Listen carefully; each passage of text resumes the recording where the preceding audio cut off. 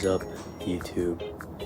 This week I'm going to be bringing you guys through a week of my life at the gym. Today is my primary squat day, my heaviest squat day. It's 5:10 p.m. on April 8th.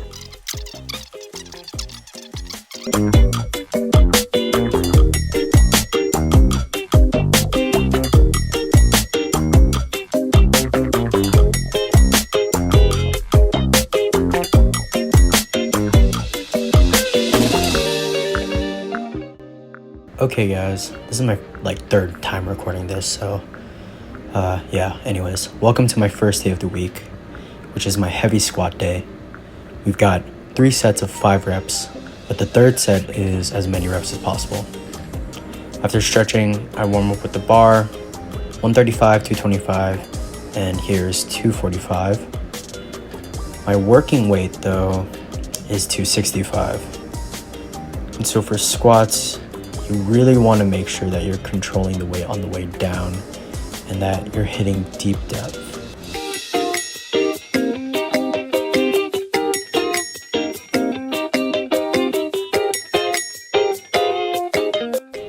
Next up, we got leg press, 3 sets, 10 to 12 reps, slow on the way down, pause, then explode on the way up.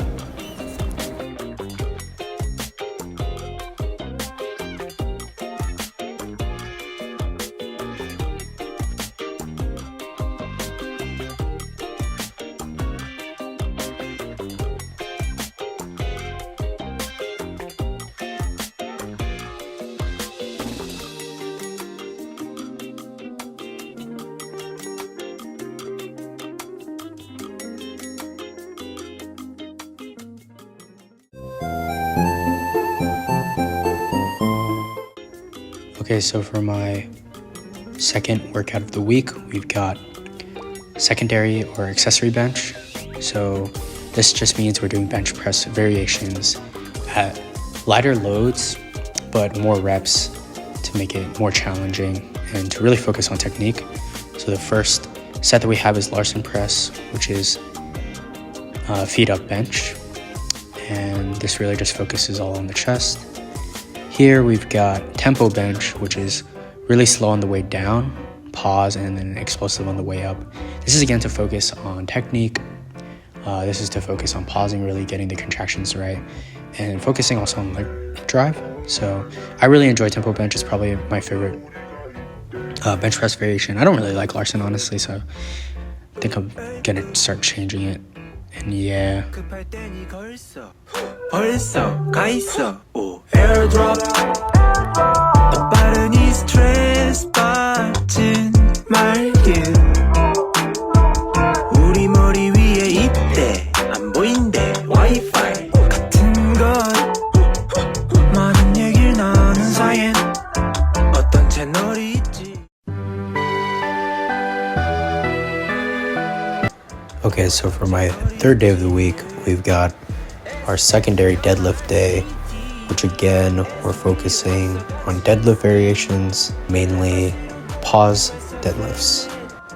This is another technique reinforcing accessory movement. So basically, since we're pausing right off the floor, this helps to increase time under tension as well as focus on technique, and hopefully working at a lighter load but focusing on technique will translate to better technique on heavier comp deadlifts later into the week. And so yeah, we just got 3 sets of 4 and 2 sets of 7 for regular comp deadlift, just to get some reps in. 없어도 이렇게 딱 가능해 놀랍던 인간의 능력 익숙한 기계 벗어나.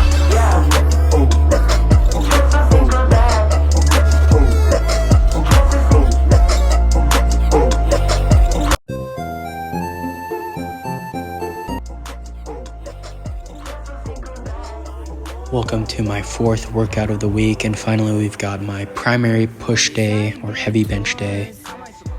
And here I think we've got this is 190 on the bar.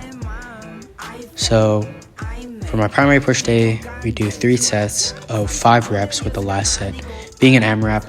As you can see throughout this video, all of my primary compound days, like my heavy squat, bench, deadlift, it's all following this rep scheme of 3x5 with the last set being an AMRAP. Honestly, like here I just really try to focus on my form, but I really overthink a lot and I mess up my first set usually. So as you can see, my second set was way better than my first set, which is unfortunate. But yeah, this is pretty much it for my primary push day, and then we go on to accessories.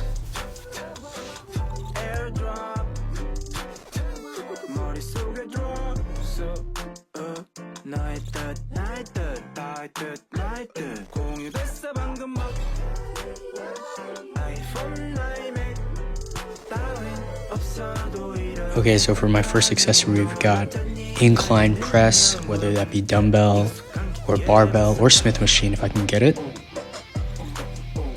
Here I'm talking to Gene after our incline press, but the audio is trash, so unlucky. Then we've got lat raises, dumbbell lat raises, which I would like to go really high and slow on the way down. Then we've got some ego flexing, because I'm a dog, and yeah. Anyways, then we've got some high to low cable flies to work the lower chest. I really enjoy these, and I like doing them one arm, but yeah. Then we got some tricep, cable kickbacks, whatever they're called.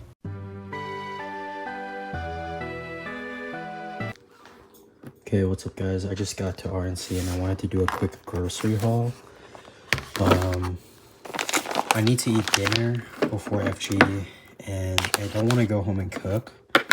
So I bought something easy to make, I guess. Just some canned tuna, light tuna. The macros are crazy. It's like 90 calories and then 20 grams of protein. And then I don't care about the other stuff, but yeah, 3 cans of this. So that's like 270 and 60. And then I got some like minute rice or whatever. Not that great of macros, honestly. 440 for like 10 grams of protein. Yeah, this is maybe a bit more of rice than I would usually eat. I usually only eat like 250 calories worth of rice every day. I actually eat potatoes more now. And then I got some Gatorade Zero because you already know we love aspartame. I don't know if this has aspartame actually. Oh, it doesn't. Sucralose, not bad. I don't know whether that's bad or not. And then I needed to stock up on some ground beef. So you already know, 93.7 guys. Right now I'm doing an aggressive mini cut. Wait, should I just turn around? Okay, hopefully I don't look that brain damaged. So I'm on like this aggressive mini cut. I started after the cruise because I became insecure. Yes. So yeah, I've been eating around 1,700 calories per day. I'm trying to get as much protein as possible, aiming around body weight. Right now I'm 174 and my goal is 165. And so yeah, my daily like food, it pretty much is just a pound of ground beef, 1 or 2 potatoes, like 225 grams of potatoes, and what else do I eat with? Like an apple. So that's usually like my pre-workout meal. That comes out to about like 700 to 800 calories. It has a lot of good, a good amount of protein, a lot of carbs right before the gym. And I try to eat like an hour before the gym, so that like everything can digest well. I eat a lot of red meat because it's very nutrient dense. So you get a lot of good nutrients from like 93.7 ground beef. Yeah, like, okay, a lot of like bodybuilders or whatever, they tell you eat chicken breast. Chicken breast is OP, like in that it's low calorie, high protein, and it's really cheap. Ground beef, especially leaner ground beef, is pretty expensive. In Georgia, I can get like 96.4. But that's like, yeah, it's like $7. And like this is 93.7, it's like $7. And yeah, it's like I can get a whole like 5 pounds of chicken for like $15. and this is 3 pounds for 21. So yeah, mathematically or like budget-wise, economically, it sucks to eat ground beef, but it is way better for you because it just has so many more nutrients than chicken breast. And chicken breast, like, yeah, it's good, has high protein, whatever, but when you're on the cut, especially when it's like really low calories, like 1700 for myself, I'm not a girl, okay? Like, I'm not supposed to be eating 1700 calories. To maintain around 174, I'm probably eating like 2.2, right? Maybe 2.4, considering that I'm like 2.5, I'm running, right? Yeah, when you do such an aggressive cut, you're just starved of nutrients. That's why a lot of people start taking supplements once they are cutting. But yeah, you just need to eat a lot of nutrient dense food. So I eat like a lot of eggs, whole eggs.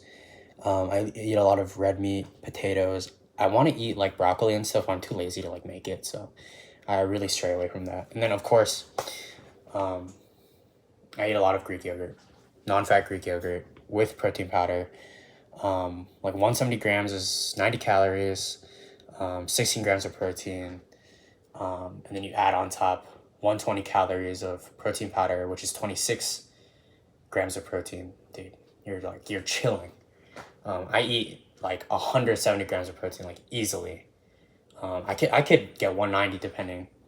And then if I'm eating tuna, you already know tuna and ground beef is like peak, right? Yeah, I mean, it's easy honestly to cut. I think if you're willing to make sacrifices, and if you're willing to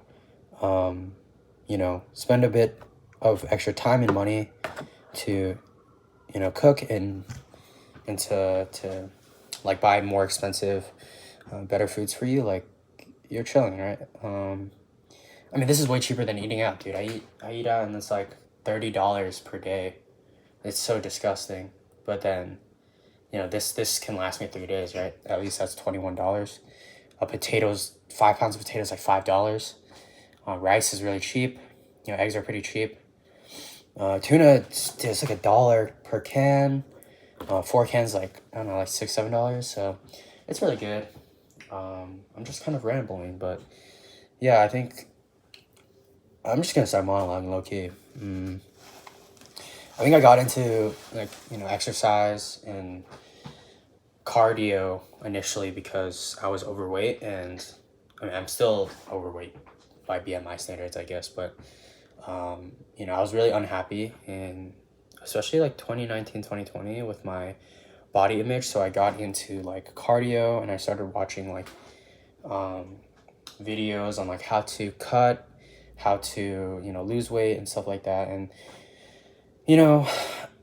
I mean, I had a stint in like 2017, I think.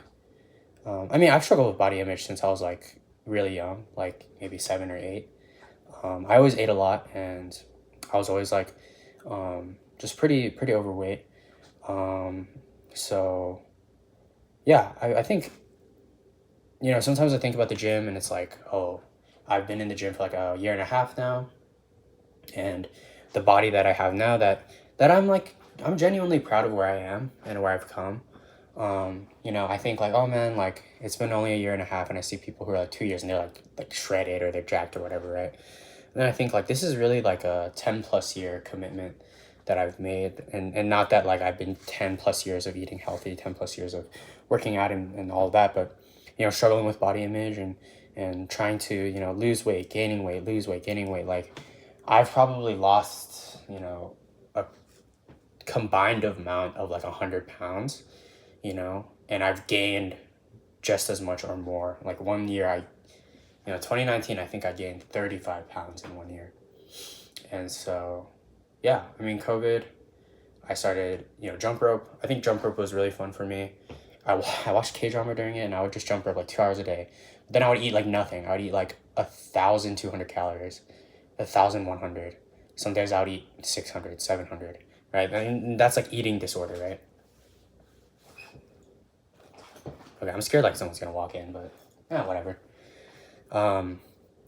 Yeah, and that was really not good. Like starving yourself and and going to such drastic measures to lose weight. Like I just became skinny fat. Like I became 155 pounds from 189 in 2.5 months, right? Yeah, 30, what, 34 pounds. Holy crap. Yeah, 34 pounds in 2.5 months, pretty much. And that was 2020 to 2021, I remember. And you know what happened right after I stopped cutting? I just gained it all back, right? I don't, you burn out really hard. I'm like basically a girl at that point. I'm starving myself. I've got zero testosterone. I'm just eating, I ate tilapia and rice every single day. Two fillets of tilapia and some rice was my dinner. And like eggs, bacon, and cereal was my breakfast, lunch. And it's just like, it's so sad, man. Like, and then I'm doing like 2 hours of cardio. I'm trying to get like 20,000 steps in. When I was living at Palladium, I couldn't jump rope, so I did an hour and a half of biking, 16 miles per hour. And yeah, it was just sad. Like I was eating tomatoes and eggs every day. And I got to become like skinnier, right? Like maybe not where I wanted to be at the end of the day, but I was like, wow, this is working. And it is, you start to combine like unhealthy habits with certain prizes or rewards, and it becomes really toxic. And I'm a guy, right? Like there in society, there's really no pressure to be like a certain, guys. Yeah, they have to deal with height. I'm short, unlucky. What can I do? Genetic low roll, but like weight, guys being like a bit bigger, like no one really cares, honestly. Like you get made fun of, but at the end of the day, like whatever. I'm not like giga obese, no flame, but yeah. I mean, I was at some point, but for girls, I think it's a lot harder, right? Where there's a pressure to be really skinny, but then also be like a certain like hourglass figure, and you're supposed to be bigger in some areas of your body and really small in other areas, right? And that's toxic. And then I think that puts a lot of pressure, especially Asian culture and girls, to like eat nothing, whatever, like eat little, skip meals, stuff like that. Like whether it's subconscious or conscious, I think that can be a trap that people fall into.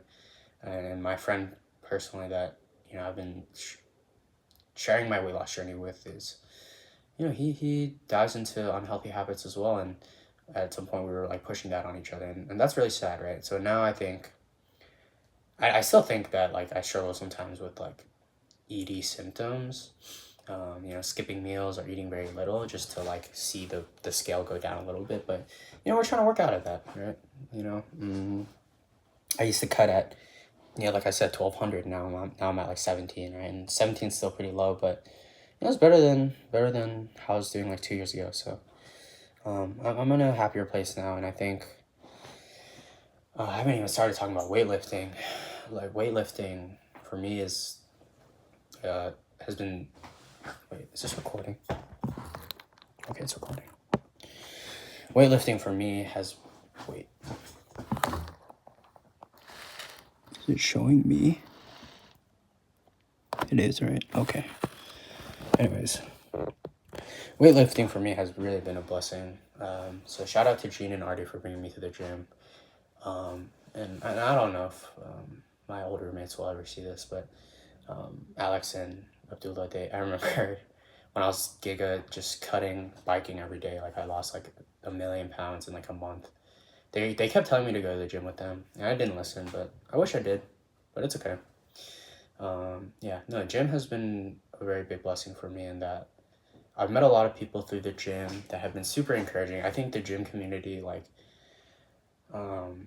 is just such an amazing place because, like, yeah, there's a lot of toxic aspects to gym community, like unrealistic expectations from social media and unhealthy eating habits being, pushed just because you want to attain a certain type of physique. But, there's never been like a nicer group of people that I've met through the gym. So, yeah. yeah, I think for weightlifting, I think a lot of people tell me like they want to lose weight, they want to, get big, whatever, this and that.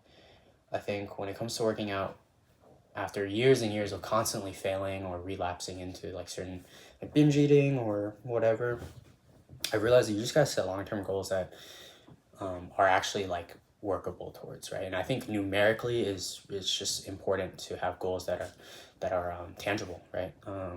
For me, it was 225 bench last year and 315 deadlift and squat, right? And when you first start, you can barely do the bar, right? That's 45 pounds, right? 225 pounds, oh my God, it's like mentally unachievable. But, you know, you just chip away at it, right? You hit 135, you hit 165, you hit 185, you hit 205, 215, 225, boom. If you work out every day, if you work out like, 4 or 5 times a week, you push yourself to failure, eat your protein, you eat well, whether you're fat or you're skinny, you're just getting your calories in and you're eating properly, you're sleeping well. Even if you don't eat properly, sleep well, and train well, like you can still make progress, right? And I think it's so fun to like get linear progression, right? Like you add reps each week, and that's a goal that you set each week, day to day, even. And it's so gratifying, right? Like you're just farming like goals, day to day to day. Yeah, and progress, it's not linear, right? You slow down, you fall, really hard, and you bounce back up. But the greatest thing I liked about the gym is that it's just so tangibly seen, like your progress, if you make it about getting stronger. If you make it about your body, I think it's a lot harder, right? Like you're not gonna gain like a bunch of muscle right away, or you're not gonna like get your dream physique in a month or 2 months, let alone 1 year to 5 years to 10 years, right? Some people, like you really got to dial in to get your physique to be well, right? To be good. But with getting stronger, it's a lot easier to see that progress. So to anyone who's watching this, if you want to become healthier, if you want to, change your life for the better physically, I think the best thing to do is set a numeric goal. If it's running, 5K, 3 miles, 1 mile, 1 mile in 15 minutes, 1 mile in 14 minutes, 10 minutes, 8 minutes. There's so many ways to numerically achieve your goals, and to, you have to set realistic timelines, right?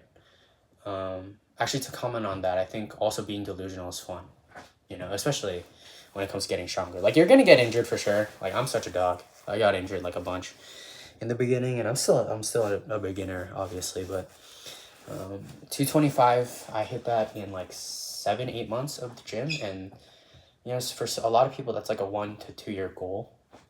And I think now, like with like social media and stuff, like people just see people repping out like 405, like 225 has become kind of like standard, right? And I think a lot of people can do 225 like easily, depending on their weight and stuff like that. But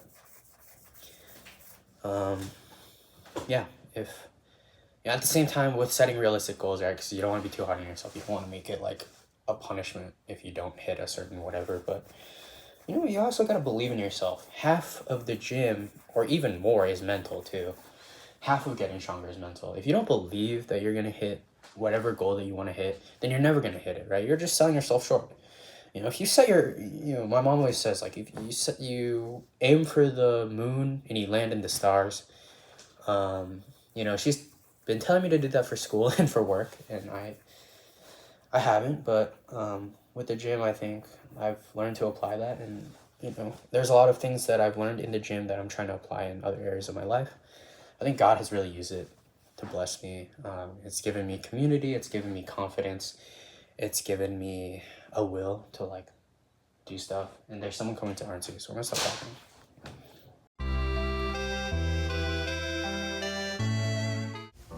Okay, finally, I'm at the last day of my week of my split, which is my heavy deadlift day. Woo!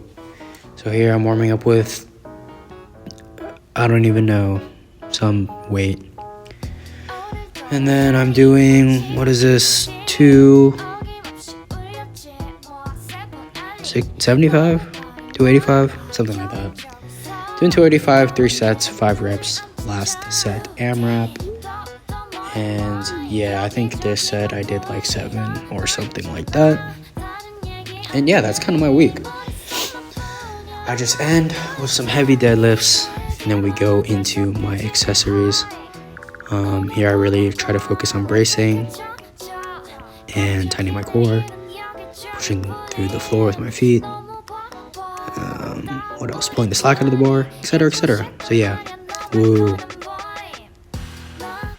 Okay, so for my first accessory, we're hitting mid upper back with T-bar rows, my favorite exercise, but it's only at Palladium, which is NYU's second gym in one of the dorms on 14th. Then we've got some cable rows, pulling pretty close to my torso. Yeah, just like stretching forward here and really pulling back. I think my form is kind of trash here, but we're working the lats here. It's pretty good. Oh. And then we got the classic lat pull down, really stretching at the top, pulling all the way down, feeling the lat stretch. Lat pull down, I don't really know what it works, mostly lats, but I feel it in my rear delt upper back too. And then we've got, this is a crazy exercise. So these are rear delt, pec deck, fly, one arm things, I guess. So you sit really awkwardly, but you just get a crazy stretch on your rear delts by doing it like this. So shout out Jeff Nippard. Then we've got preacher curls. I usually do dumbbell preacher curls. I don't do it in this video because they got the preacher curl machine at Palladium. But yeah, I really love these. And usually I superset with some like normal bicep curls or hammers. And yeah, guys, that is the end of my video. Thank you for watching. I hope you learned something. Hopefully in the description I'll have just all of this written down. But yeah, go to the gym, guys. It is fun. Okay, thank you for watching. Like, comment, subscribe. God bless you.